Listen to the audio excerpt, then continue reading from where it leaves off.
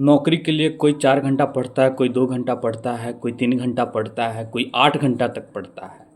सवाल है कि हम कितना देर पढ़े कि हमारा सिलेक्शन हो जाए। हर कोई सोचता है मैं काम करने वाला हूँ, मैं स्टूडेंट हूँ, मैं कंपटीशन फेस करने वाला हूँ और मैं लगातार तैयारी कर रहा हूँ।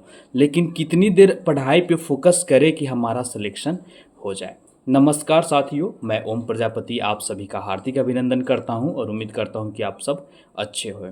देखिए फ्रेंड्स, हर किसी का सपना होता है नौकरी करना और नौकरी के लिए कठिन परिश्रम और परिश्रम है यहाँ पढ़ाई करना। अगर देखा जाए तो सबसे टफेस्ट वर्क जो लगता है इस दुनिया में है तो वो पढ़ाई करना है। पढ़ाई पे फोकस करना यानी कि पूरी कंसंट्रेट करना। आप जो चीज़ पढ़ रहे हो उस पे फोकस करके पढ़ना। कभी कभी ऐसा होता है कि हम पढ़ते तो हैं लेकिन हमारा ध्यान उस पे नहीं होके कहीं और होता है। रीड कर रहे हैं, देख रहे हैं, सॉल्व कर रहे हैं, लेकिन हमारा दिमाग कहीं और चलता है। तो ऐसा नहीं, पूरी फोकस होनी चाहिए। मतलब फोकस यानी कि 100% उस चीज़ पे जो आप कर रहे हो, पढ़ रहे हो, लिख रहे हो, जो सॉल्व कर रहे हो उस चीज़ पे होनी चाहिए। तो जाके आपकी जो है वो इफ़िशियंसी जो है और कंसंट्रेशन पावर जो है बढ़ती है और चीज़ें जल्दी समझ में आता है। और लोग तो बोलते हैं कि मैं 2 घंटा पढ़ता हूँ, 3 घंटा पढ़ता हूँ, 4 घंटा पढ़ता हूँ, 5 घंटा पढ़ता हूँ। लेकिन देखिए, इस सब की टाइम टेबल जो है ना वो हर एक बंदे का टाइम टेबल वो उसके अकॉर्डिंग फिक्स होता है। अब ये नहीं कि हम 3 घंटा पढ़ रहे तो दूसरा भी 3 घंटा पढ़ेगा, ज़रूरी नहीं है। दूसरा 2 ही घंटा पढ़ेगा, 1 ही घंटा पढ़ेगा, बट वो पूरा फुल कंसंट्रेशन डेडिकेशन के साथ अगर पढ़ रहा है तो वो समझिए कि 5 घंटे के बराबर होता है।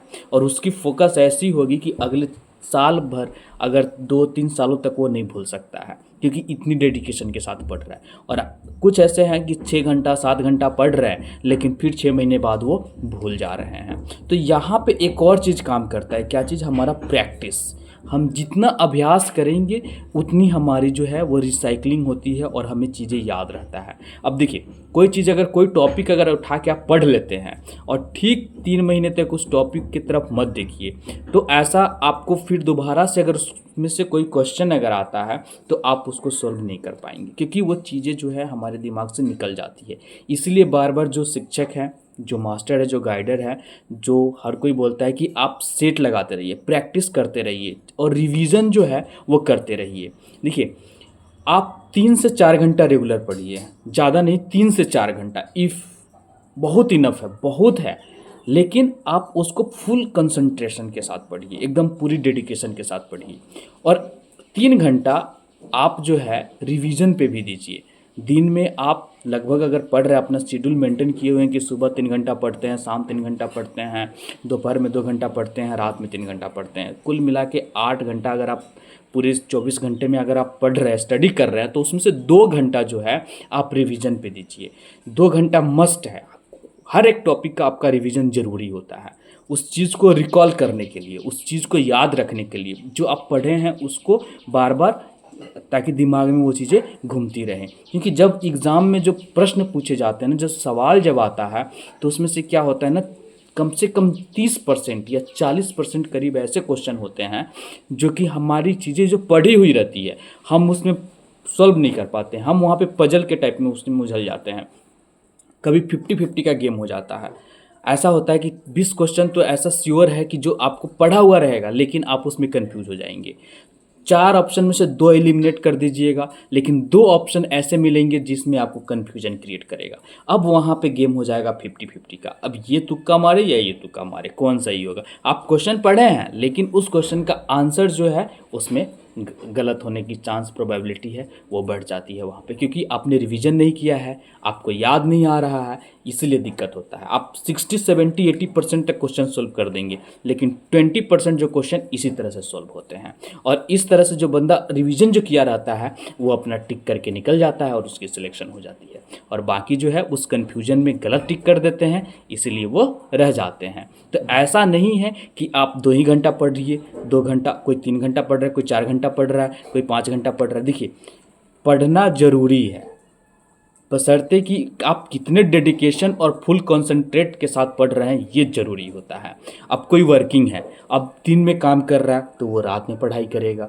अब मान लीजिए कि केवल एक बंदा जो पढ़ने के लिए ही गया, वो कंपटीशन फेस करने के लिए ही गया हुआ है, तो वो कैसे अपना वो शेड्यूल बनाएगा। मुझे सुबह जो है कितने बजे उठना है, उसके बाद स्टडी कितने बजे तक करेंगे सुबह के, फिर उसके बाद में हमारा ब्रेकफास्ट होगा, फिर ब्रेक लेंगे, फिर उसके बाद में मेरा लंच टाइम होगा, फिर लंच टाइम के बाद में हम थोड़ा सा ब्रेक लेंगे, फिर उसके बाद में अगर उसका सोने का है, स्लीपिंग आवर है, तो थोड़ा सा वो नैप ले लेगा, फिर उसके बाद में फिर वहाँ से स्टडी करेगा, फिर कोचिंग का टाइम होगा या फिर टेस्ट का टाइम होगा, फिर मेंटेन करेगा, फिर उसके बाद में रात के 9, मतलब पूरे 24 आवर का एक चार्ट होगा, तो जाके उसके बाद में वो कितने घंटे अपना बना पाता है, वहाँ से उसकी स्टडी की टाइमिंग निकलेगी और उसके अकॉर्डिंग ही वो अपना पूरा फोकस कर पाएगा डेडिकेशन के साथ, तभी वो आगे बढ़ पा जाएगा। अब मेरा क्या था, मैं कैसे अपना स्टडी किया था, मेरा ये था, मैं रात को 12 बजे से 1 बजे के बीच में सो जाता था और सुबह 6 से 7 के बीच में उठता था, क्योंकि मेरी नींद पहले खुलती नहीं थी, मुझे नींद 6-7 घंटे की चाहिए थी।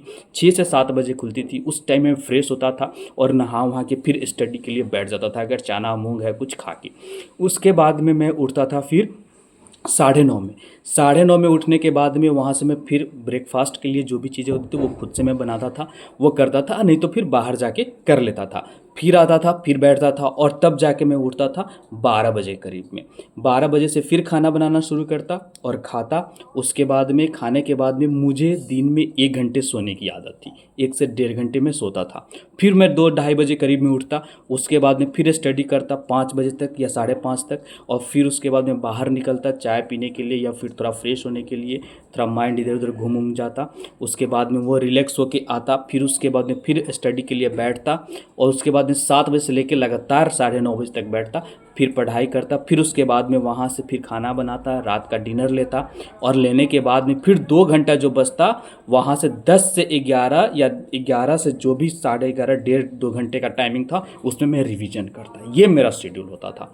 मैं इस तरीके से हमेशा रूटीन अपना बनाया रहता था और इसी को मैं फोकस के साथ करता था, तब जाके मेरी सिलेक्शन हुई थी। तो फ्रेंड्स, आप अपने अकॉर्डिंग टाइम बनाइए और फोकस कीजिए पढ़ाई पे। ये मतलब मत रखिए कि वो 7 घंटे पढ़ रहा है, 8 घंटे पढ़ रहा है, 6 घंटे पढ़ रहा है, मैं 2 ही घंटे 3 घंटे पढ़ रहा है, ऐसा नहीं है। अगर आप 2 घंटे भी डेडिकेशन के साथ पढ़ रहे हैं तो वो 6-7 घंटे के बराबर होता है, ऐसी सोच रखिए। तो फ्रेंड्स, अगर आप मेरे चैनल पर नए हैं तो प्लीज़ चैनल को सब्सक्राइब कीजिएगा, लाइक कीजिएगा, शेयर कीजिएगा। जय हिंद, जय भारत।